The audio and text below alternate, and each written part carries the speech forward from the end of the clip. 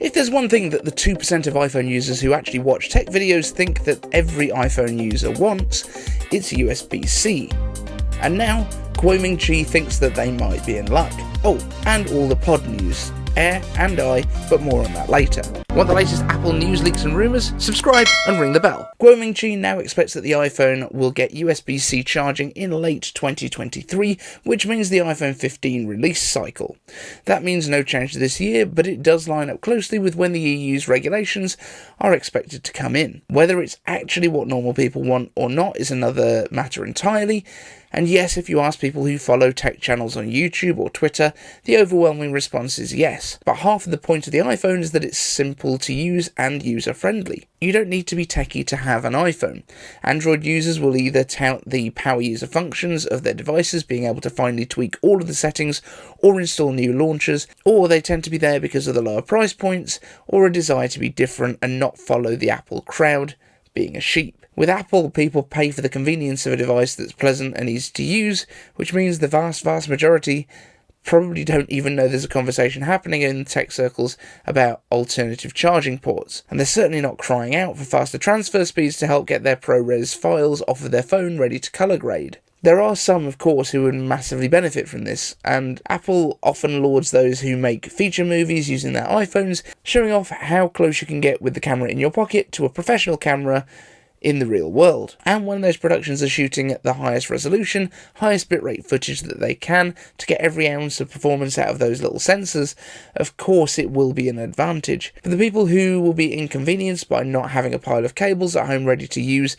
will be far greater than those who benefit from the faster transfers. Now, there will of course already be families who have USB chargers on hand from iPads or another family member's Android phone, of course, or their Switch, or whatever else it might be. It would be handy if you're only carrying an iPad and an iPhone to only need a single cable too. I just don't see it though, especially if Apple plans to move to an all MagSafe world away from wired connections in just a few years.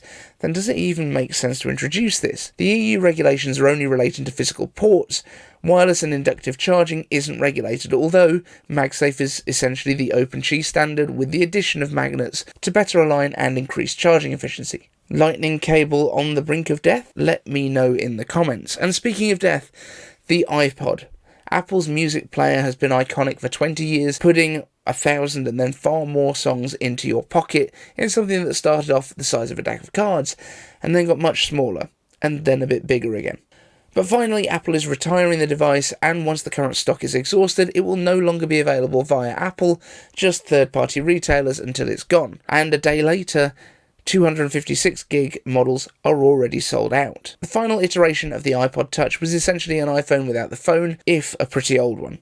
It made a great first device for kids, but given the huge amount of iPhones on the market today used, it's very simple to get a more capable device with better specs on the used market for use without a SIM card. The iPhone XR, for example, has Apple's more modern full-screen design and A12 inside, Face ID, better cameras, and even all the cool colours, and you can pick one up for far less than the $200 iPod. Recent reports have mentioned that in addition to AirPods Pro being refreshed this year, Apple's AirPods Max may also get an update, although the main thrust of this appears to be those new colours. These could well be in line with the current iPhone and Apple Watch palettes, switching silver for starlight, space grey for midnight, and possibly adding the more pastel purple shades, although I'd be down for more bold iMac style colours. The AirPods Pro, however, seem to be keeping a similar design to the current models, keeping the stems, with the only real change being the case adding Find My support and some speaker grills, although Apple could add lossless audio support to both the AirPods Pro and the AirPods Max models if they have a useful codec up their sleeves or possibly different connectivity.